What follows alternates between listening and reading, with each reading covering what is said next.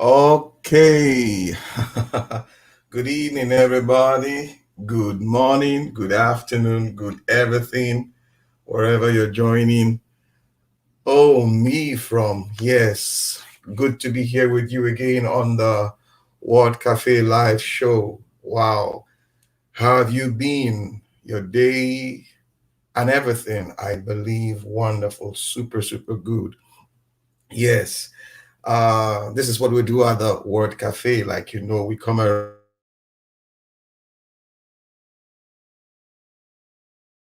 around to share some stuff in this wonderful, wonderful series. We want to begin this wonderful series on work and the future. Yes.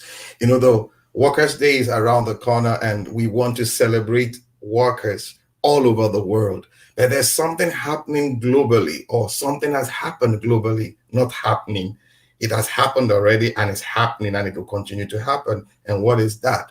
The change on how we work. Yes, the change on how we work. And for this period, we're going to get some seasoned professionals to discuss the future of work. The future of work.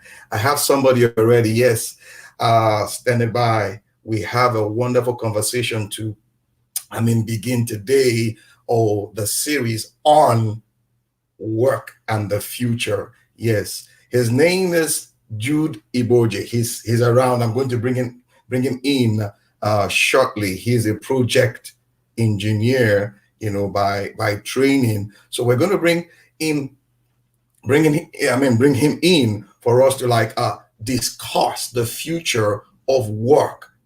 You know how it used to be, let's say before 2020, 2019, 2018, the way we approached work. It was more of the physical presence, being around and dwelling and all that. But now all that has changed with uh, the COVID. We are now working virtually in an agile format and all that. So we have a project engineer that will kickstart this discussion with us. He's around somewhere. I need to get him into the studio. Uh, Jude, if you can hear me, we are here. We are here. If you can hear me, maybe I need to call him. Yes, give me a minute. Give me a minute. Let me get him in. All right. It's technology. So we're dealing with technology here. Okay, 1 minute. All right. You can come in now. You can come in now, Jude, so that we can kickstart this conversation. Yes, I know you want to see him. Me too. I want to. Just give me a minute. All right. We're having a little bit of network issues this evening, but that notwithstanding, we're going to do something. Yes, I just sent him a message, and he's going to be with us briefly. So yes, I think he's here now. Yeah. Hi, Jude. Can you hear Yes. me? Hi, Amakri. Yes, I Can can. you hear me? We're having a little bit of network issue here today. Oh, we're having a little bit of network issue here today. Jude, can you hear me? If you can hear me, say something. Whoa, whoa. We're Yeah, having a little it bit seems of we're having issue. some. Okay, we're going to try something now. I'm going to try something to try. Can you hear me, Jude? Yes, I can. I can hear you loud But and I can't clear. hear you. That's the challenge. I can't hear you.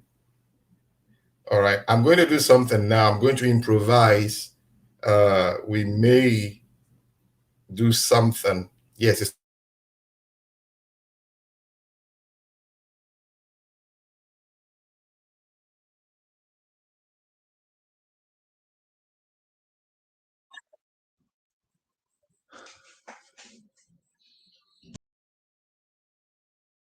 We're going to be talking here much.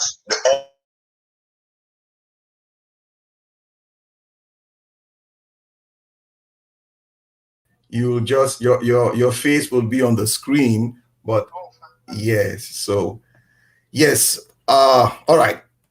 Before I brought you in, I was just telling the my audience, the challenge of work. Before now, it used to be, you wake up in the morning, you go to a physical location and all that. But all that has changed from 2020, more from, say, 2019. We started seeing a lot of changes here and there with work. But after the COVID, everything just changed, So that's what we're going to talk about today, the future of work. But before I brought you in, I was telling my audience more or less about who Jude Ibodje is. Oh, you can hear me. I can hear feedback. I can hear you. Yes, but there's a feedback. Yes, I think I'll just mute. Exactly. And we'll just work with what we have here. Yes, it's a live show, so anything. I mean, we'll just walk around all of this. So before we go into the crux of the matter for today, we'd like to know who Jude Ibodje is. Oh, well. First of all, good. That's your picture on the screen now. Oh yes. Hi. Welcome. Compliments of the season, and wish you all the best, and I hope you all are staying safe and complying with the COVID protocols wherever you are around the world.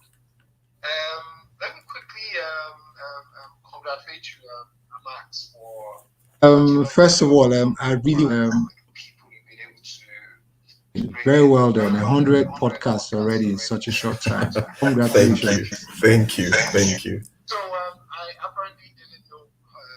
I didn't hear whatever introductions you must have. No, I just called the name Jude Ibodje, a project engineer. So you take it up from there. So I'll take it from there. Yeah. So my name is Jude Ibodje. I have a background in electrical engineering and project management. So I apparently didn't know. I didn't hear whatever introductions you must.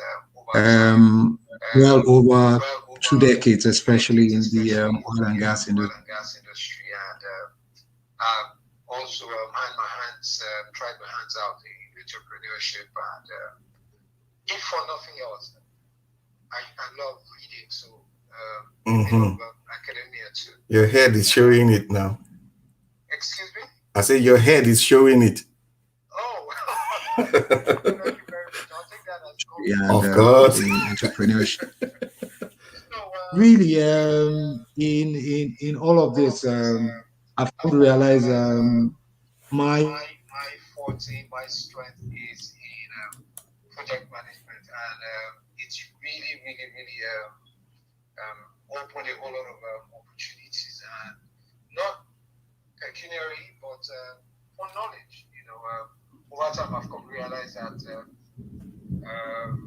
we are all inadvertently managers of projects in one way or the other.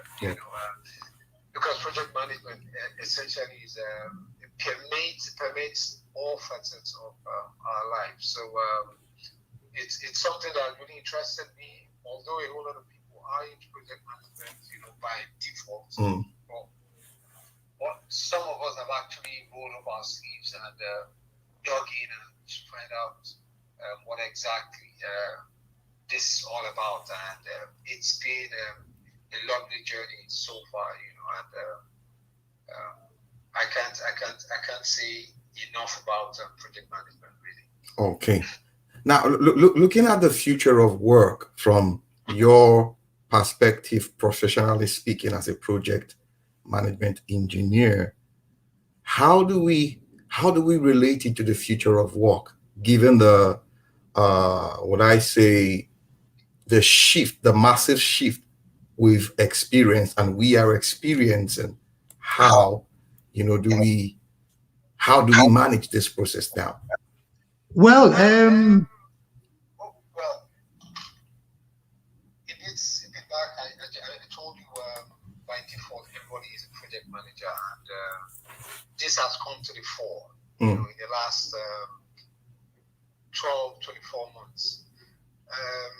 Everybody has learned to master the art of adapting to our new realities. Well, a quick search of the new skill sets a bit back. I told you by Google search randomly that comes up consistently is being able to have change management skills besides the usual of AI, cloud computing, and all of that. Yeah. Adaptability, change management is something that is necessary. And these are what have come to the fore in the last couple of months when the entire economy, the entire global economy, our whole, there's been a paradigm shift. You know, like you're talking about, you had a regular 9 to 5 job. Yeah. You have people who 3 years ago paid, rent in the billions of naira in this country and millions of pounds in the UK or euros in the whole of Europe. Yeah. And whether we like it or not, those rents have just gone into thin air because the properties that were paid for were never used for 12 months. So I mean, it's something that had just come upon us, and humanity, life has adapted, life has changed, life has without being told. We now have adapted to working from home. We now have the same kids we used to rush and leave homes for, like, no, I have to go to work so that I can provide for you.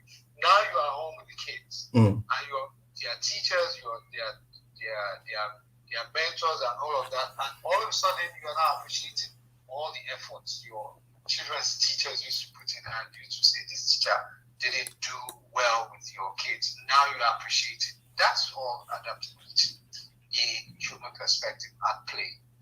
So when it comes to the future, really, it's more like we are going to inevitably align ourselves with the realities as things emerge. Fundamentally, we are faced with a situation where we do not know how it's going to morph, how things are going to play out. Is this COVID era going to be our new norm? Is it going to change tomorrow? Are we going to, you have massive tech companies like Google telling you they're looking forward to having their staff back at work. In the offices, you have Facebook telling you, no, they are ready to have their staff work for as long as it takes from home. So these are all things that 5 years ago we didn't envisage. 3 years ago we didn't envisage. Or in the last 12, how many months, we have come to realize that these are things that humanity is amenable to anything. And all these are all things that are morphed into the tenets, the core principles of project management. And that's why a while ago I told you, project management permeates human life, every facet of our life. I'll give you a clear case. Normally, a standard vaccine takes an average of 5 to 15, 20 years. Yeah. From conception to when it hits the freezer or when it hits, you get your jab on the average. But here we had an expedited situation where we had our vaccines out from conception to our jabs for happening in less than 12 months. Why? Because the costs, or rather the benefits, were so huge. You had a global economy on its knees, and people responded by going the extra mile. People put in extra hours. If you see, eventually there's going to be an audit of all of the things that went into this COVID thing, and you're going to see how many hours people put into making sure this, we're coming to this bend. We're hopefully coming to that. We're going to have a herd effect if we have X amount of the population being totally vaccinated. So, I mean, I brought that in as an instance, an example to show you how potent or how pervasive project management is in our everyday life. Do you understand what I'm saying? Yeah, I do. Yeah. I do. Now, you from your submission, you kept using the word permeate, as in project management is practically everywhere. Exactly. Not necessarily within the four walls of the university or a formal education. Or whatever. Yeah. Now, from your standpoint as a professional, what would you say to the layman out there to know that, see, what you're going through is called change, and this is how you should respond to change based on the management of change principle? How are you going to, sell that story? Well, you can't be too academic to when you're discussing things like this, because for people in Nigeria, they will understand without going to school. You don't need a Harvard degree or a Cambridge or a first degree to understand the importance of change. The political scenario is what played out recently. We had a government that was labeled whatever, and some people promised that they were going to bring change, and the change that came upon us was something nobody bargained, and people have adapted inevitably, because your income, I mean, changes like, how would I, if I were to describe to layman, as in, it's something that it's a change. You either adapt or die. I mean, literally. Like the dinosaur situation. Exactly. Like that, you adapt or die. I mean, for real. People have had to change their ways from the luxurious living or whatever. If you could do, I mean, back in, you had people who were probably having 3 square meals. They now go 101, or and all of that. So you have situations where people, and that's the beauty of humans. We our ability to adapt is phenomenal. So we don't need to go through a thesis to teach people. It might change is, I've come to realize from personal experiences, change is inevitable. The only time it becomes a challenge is when you try to fight the change. Sometimes you embrace it. Like, if you swim against the tide, you're not going to go anywhere. And you're just going to end up tired. But if you're able to align yourself and say, okay, this is a new reality I'm faced with, let me flow with this change, then inevitably, it's still a change, but it's not as painful. It's not as it's more or less like a positive change now, more or less. Exactly. So it's all about the mindset. I'm talking about mindset. What the world has exhibited in this whole pandemic is that even if individually we have people who have a fixed mindset, like Carol Dweck, very good book. I think she's in Harvard. I don't know if she's well-known psychologist. Her book, Mindset, it shows humans are of either fixed mindset or the growth mindset. Okay. And you also have people, we do have, situations where we've exhibited that Max can have fixed mindset and also have the growth mindset. So it depends on where it's not. More of a dual. Exactly. So what the world has shown is that we collectively do have a growth mindset. Growth in the sense that we've been able to move from what we're used to for the last 15, 20 years. Go to work, go for holidays and all of that. And the reality hits us and we're like, running around, scurrying around, and we're changing. That's realization, that acceptance of the reality and moving towards the your current reality is indicating or real-time example of a change of a rather a growth mindset. Mm-hmm. So all of that comes to play when we're talking with people. That don't. I mean, change is inevitable, but it's how you understand the change. There are positive sides to it. There are negative. I mean, I'll give you a personal example. Of what happened to me recently. Unfortunately, I just lost my mother-in-law. She was quite close to me. And sorry for that. Yeah, my wife was pretty close to her, and I was like, it's sad that Mama is gone, but the upside is that her death was so like a snap of a finger, Mm-hmm. So we can look at the upside as she lived a good life. She lived 72. She saw her children's children. She lived a good life, and she didn't go through the negative side of being sick, degenerating over time, and inevitably this person going through all this pain, all of that will still pass on. But this person just slept and just passed on. So let's focus on the upside, that she lived a good life. She didn't go through all those pain. You didn't have to go through that emotional torture or all of that. Yeah. And that's where that same mindset thing comes from. Wonderful. You get what I'm saying? Yeah. All right. You just try. See if you can come into the studio again. Let's see your face. This is where. Yeah. I know we're having a little bit of network issue, but it's management of change. So we're trying to make. Fantastic. Yes. Yes, it's a good example.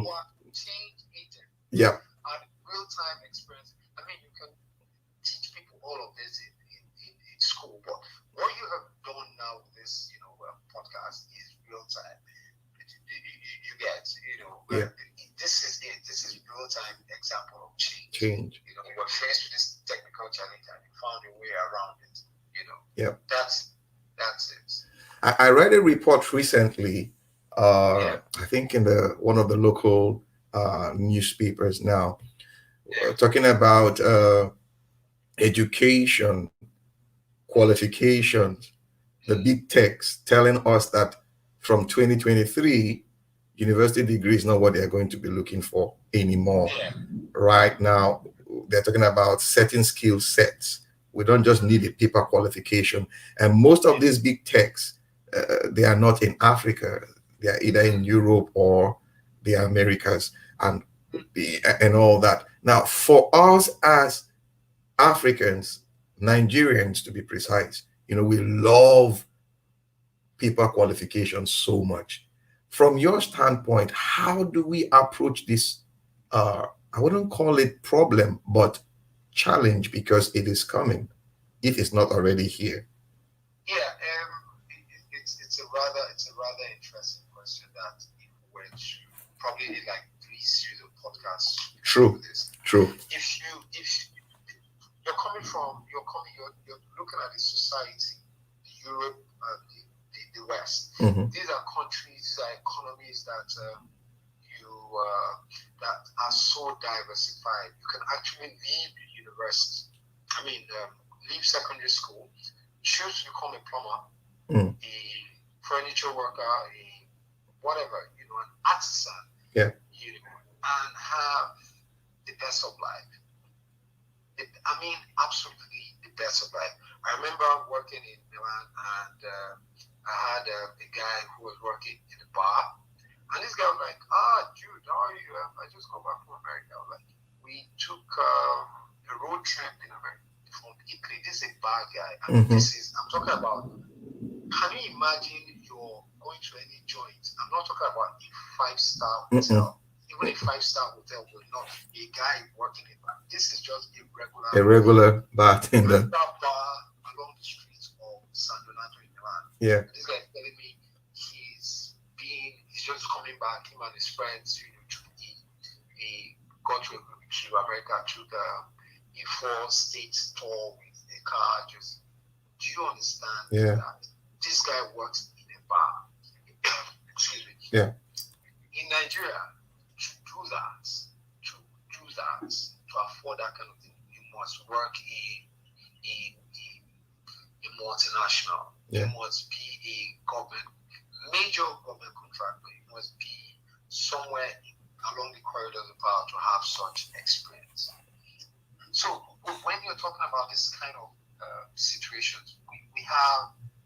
monolithic economy that is so unfortunately in shambles. So you have people who perpetuate themselves in whatever office they're in, and all of this translates to no growth anywhere. Well, you could be in Europe and work 2 years as a plumber, and you take an online course and say you want to become a seamstress or you want to go into photography, and you don't need a degree. You don't need a degree. So when those people are talking about themselves, they're talking about themselves. We're caught in a situation where we copy and paste. We have to understand our fundamental problems first. Okay.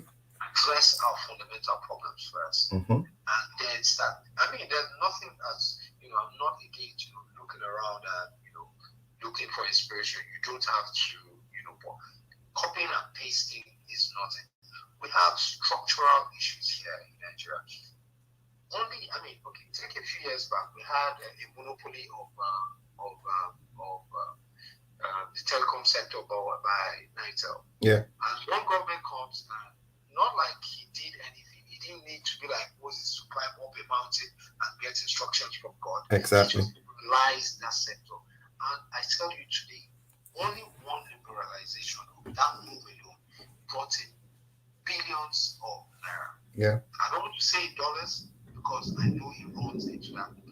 Between the licenses and all the value chain along that line. Now imagine that same government also liberalized the banking sector. If you have gone on and on liberalizing the transport sector, liberalizing the rail sector, liberalizing all sectors, within the premise of proper rules and regulations. Money in any part of the world always gravitates to where good ideas are and where it feels safe. True. All the companies that you're talking about, the big tech companies, shamefully, Twitter just located its headquarters in Ghana. Ghana is less than the population of Lagos. Of Lagos. And we're talking about on Twitter, you have Hausa Twitter, you have Igbo Twitter, you have Yoruba. The population of Nigeria on Twitter is amazing. It should have been the default location.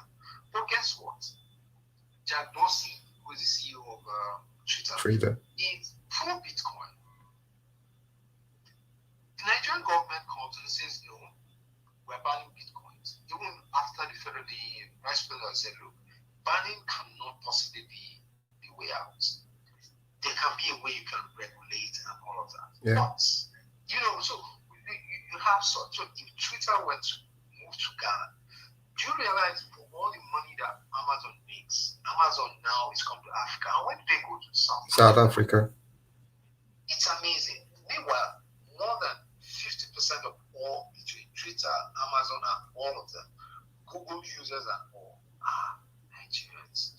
200 million take 6% of that. Even if you take how many percent of that are active users, the Nigerian market is enormous. But these people will not come if you do not make it enabling.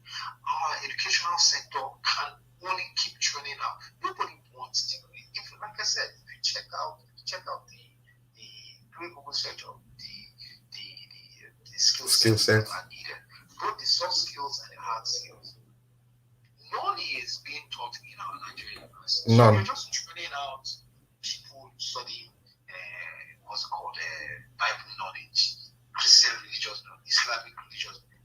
In a time where you don't need to go to a divinity school for 10 months in one church. You can do an online course depending on how determined you are to do all of that.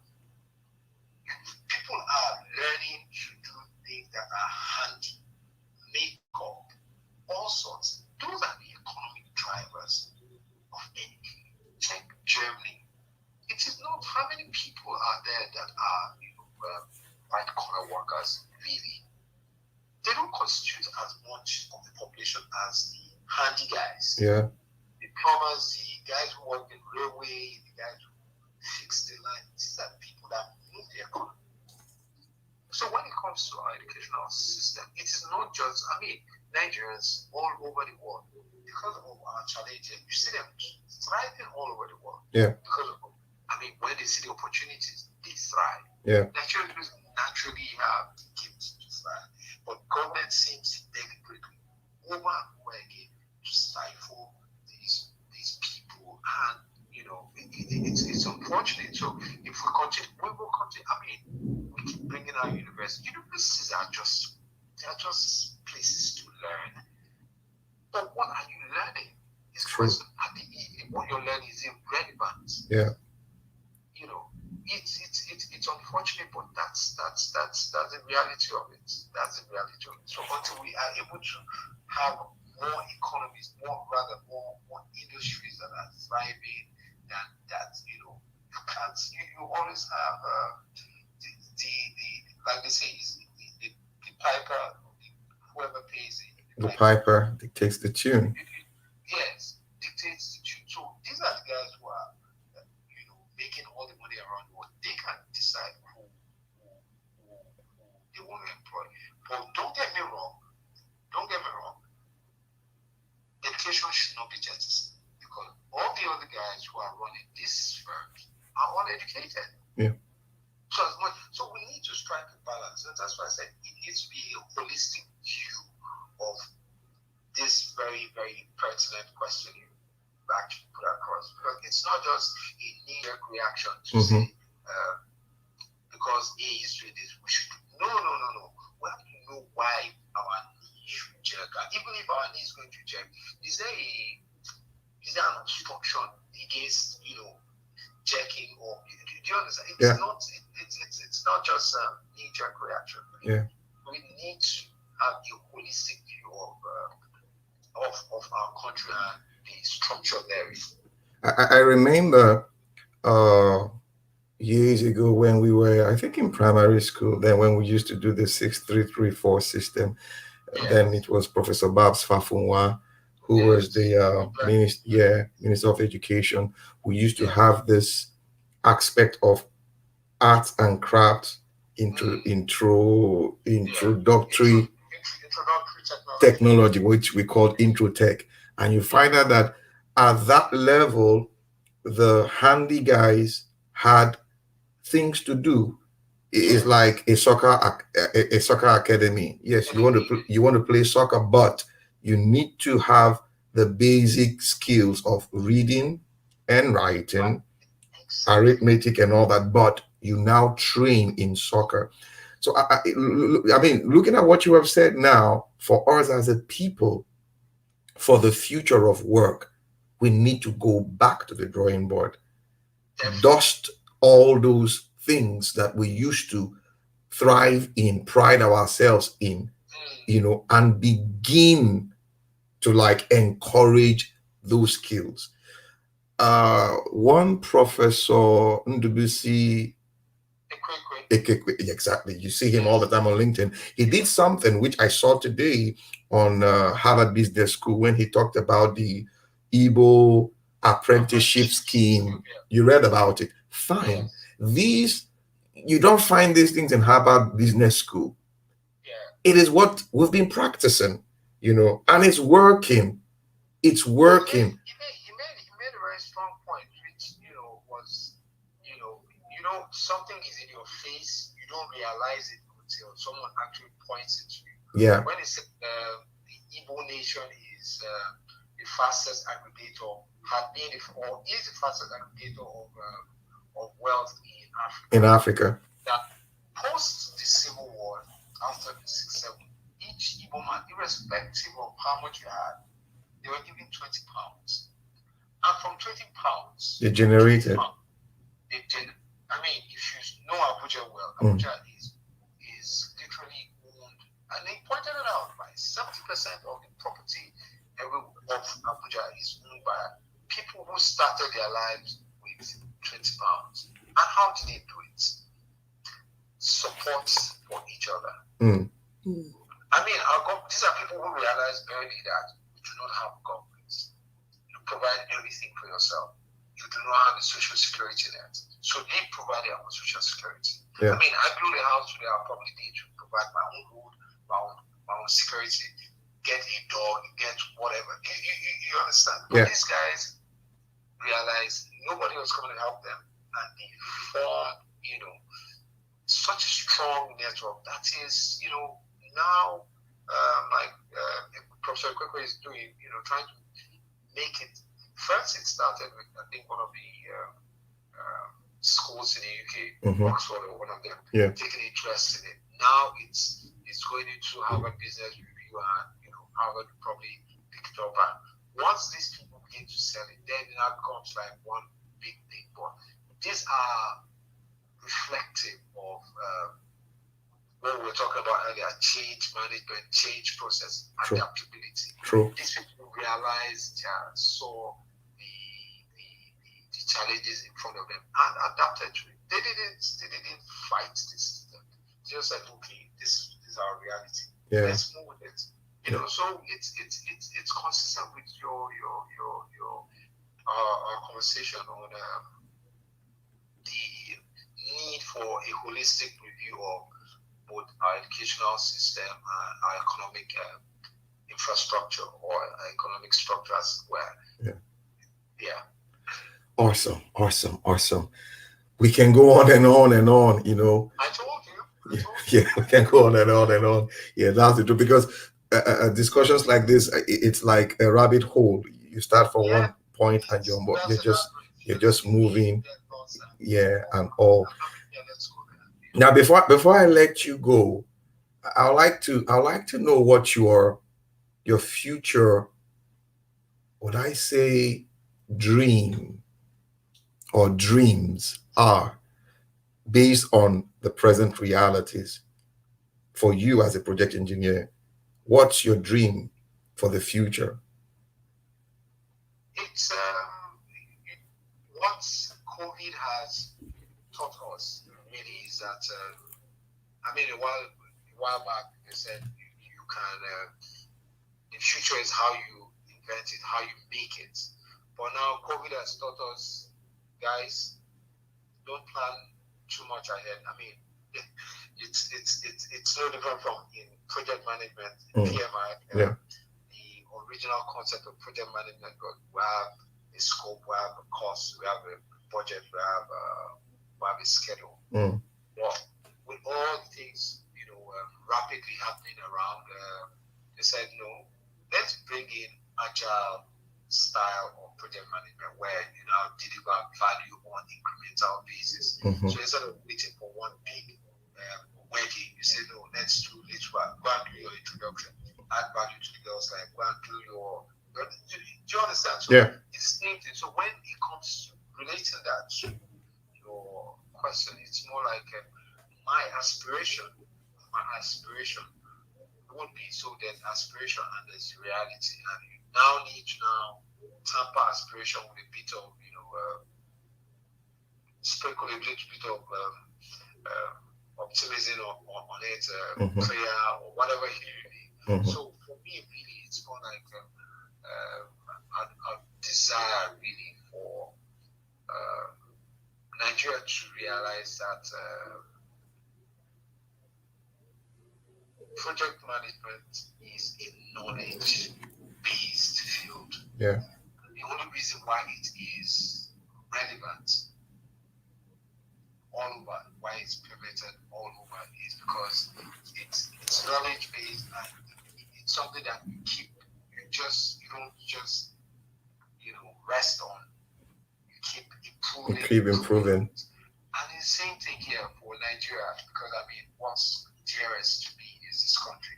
I have kids who are growing up, and with all the problems around, you wonder. Nigeria has to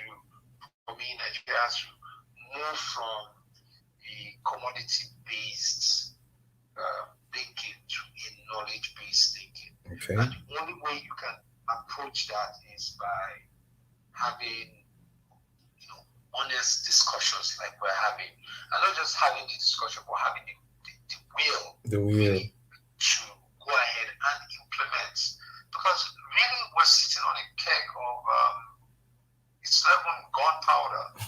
This is a bomb powder, or it's the future looks bleak based on the number of people who are seemingly hopeless, and these are young people. These are young people.